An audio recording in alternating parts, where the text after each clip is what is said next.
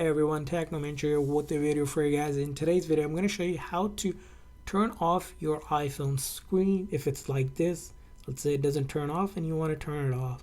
So in order to turn this off, first thing is let's go into our iPhone. From our iPhone here, you're going to go to the settings. Now from your settings here, we're going to go to display and brightness.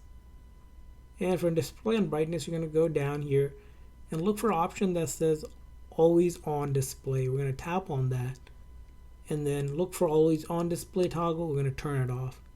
And then if we do that, if I lock my phone, as you can see, your screen is now completely turned off instead of showing the clock and the thing. And if I just press that or tap on my screen, it'll turn back on. But after a few seconds or so of not using it, it's going to lock, and then as you can see here, turn it off like that. So that's how you would turn off the screen on your iPhone. I hope this video was helpful. If so, please consider a like and subscribe button for more tips and tricks. We'll see you guys next time.